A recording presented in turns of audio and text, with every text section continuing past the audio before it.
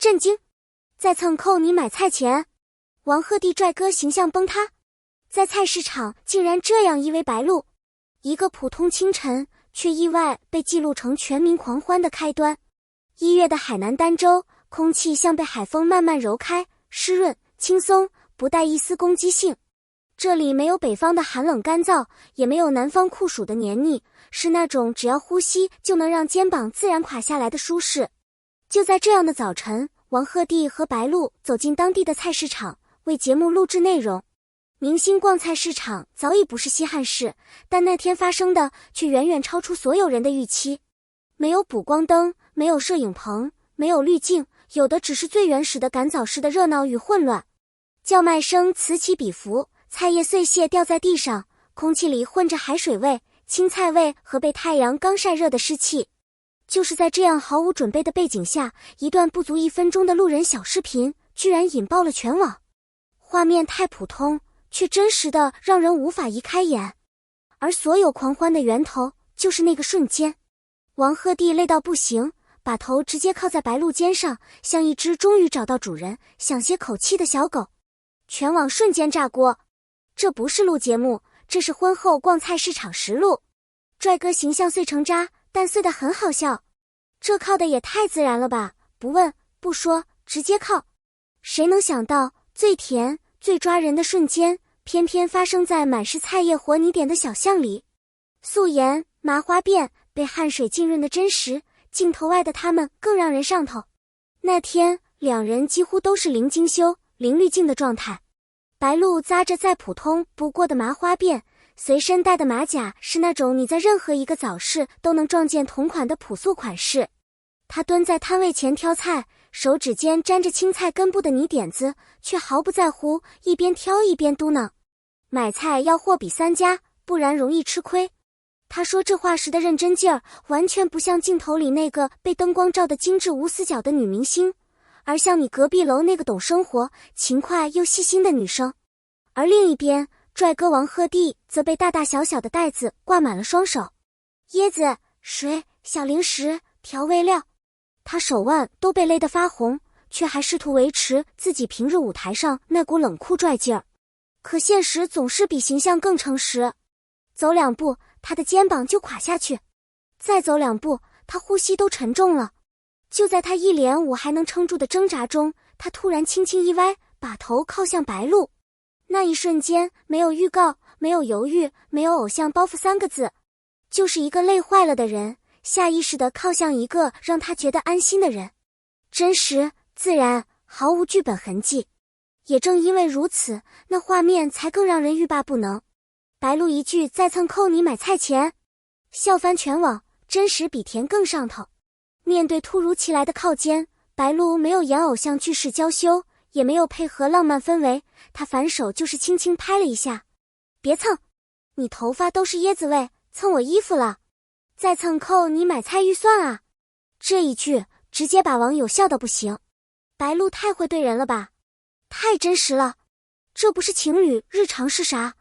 综艺里谁会威胁扣预算，哈哈哈哈。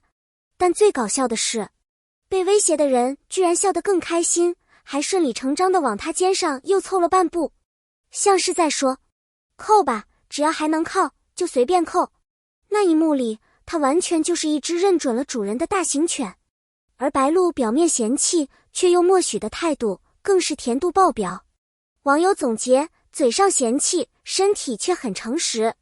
人设崩了？不，人设崩得越彻底，观众越爱他们。短视频疯狂转发后，相关词条迅速冲上热搜。拽哥形象崩塌现场，粘人精本人，菜市场甜到过载。但笑点之上还有一个更现实的事实，人设崩塌不是坏事，真实反而更让人喜欢。因为大家都看得出来，这不是节目组刻意设计的桥段，不是为了剪出名场面，不是为了营业打造感觉很甜的互动，完全是2个人在最自然不过的状态下流露出的真实情绪。一个累到靠过来，一个嘴上嫌弃却护着他不让他掉东西。这种真实的连结比任何剧本化表演都更能打动人心。这种互对式亲密不是一天形成的，是无数细节慢慢堆出来的。如果说菜市场是一次甜到过载的公开展示，那平时的录制中，两人的默契更是无处不在。在某次录制中，白鹿问：“今天预算带够了吗？”王鹤棣立刻回：“请记者先报选题。”这哪里是普通搭档对话，简直是熟人之间才玩得起来的反击。在一次庆功简单聚会上，白鹿吃东西太烫，皱了皱眉，没有大叫，没有求助。王鹤棣看了一眼，默默递上一杯冰酸梅汤，无需多言，却恰好命中最细微的需求。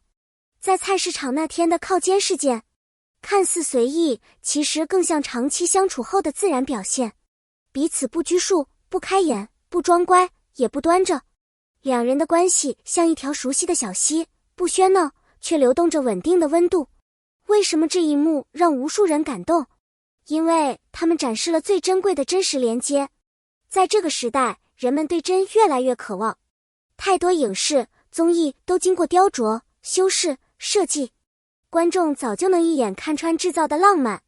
而王鹤棣靠肩的那一瞬，让大家看到另一种东西，不是偶像剧式深情台词，不是棚内录制的精心设局，不是滤镜下的完美脸庞，而是一个累坏了的男生靠向一个让他觉得轻松的人，一个女生嫌弃嘴碎却没推开的默许。